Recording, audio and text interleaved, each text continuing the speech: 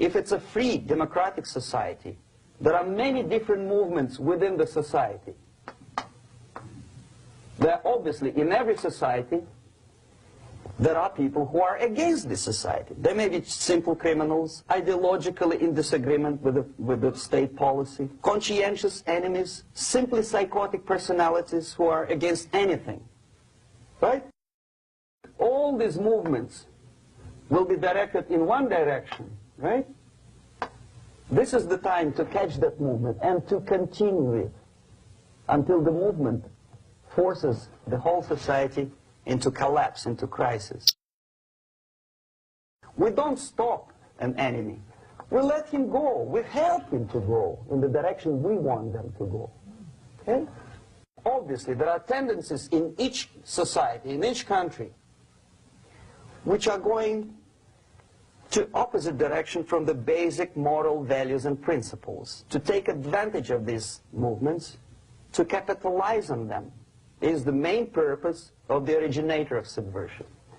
So we have religion, we have education, we have social life, we have power structure, we have labor relations, unions, and finally we have law and order. 1, 2, 3, 4, 5, 6. Okay? These are the areas of application of subversion. What it means exactly? In case of religion, destroy it, ridicule it, replace it with various sects, cults, which bring people's attention, faith, whether it is naive, primitive, doesn't really matter. As long as the basically accepted religious dogma is being slowly eroded.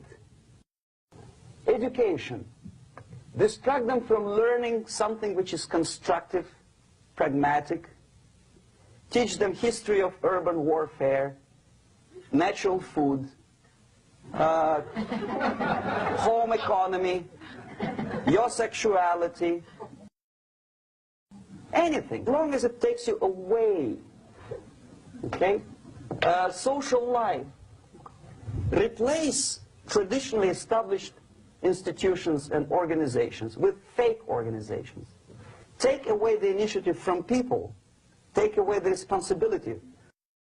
Power structure. Okay, the natural bodies of administration, which are traditionally either elected by people at large or appointed by elected leaders of society, are being actively substituted by artificial bodies. The bodies of people, groups of people, whom nobody elected. Never. As a matter of fact, most of the people don't like them at all, and yet they exist. Do not have neither qualification nor the will of people to keep them in power, and yet they do have power. Okay.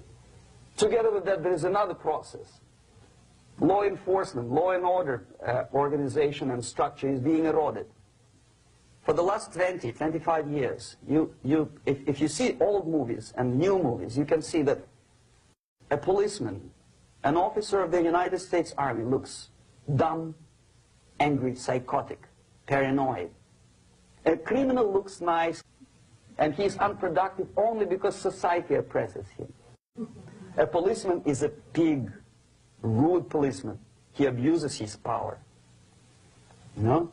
A generality, generalization like that. The hatred, the mistrust to the people who are supposed to protect you and enforce law and order. Moral relativity. Okay, labor relations.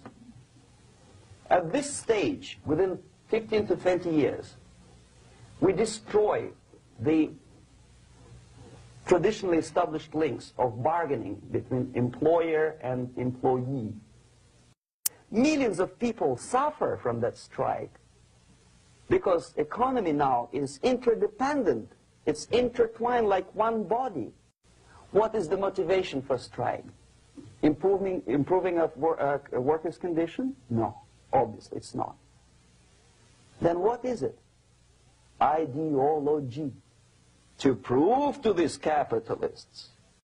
And the obedient horde of workers, like sheep, follow these people. And they cannot disobey. Why? Because if they do, you know what happens to them.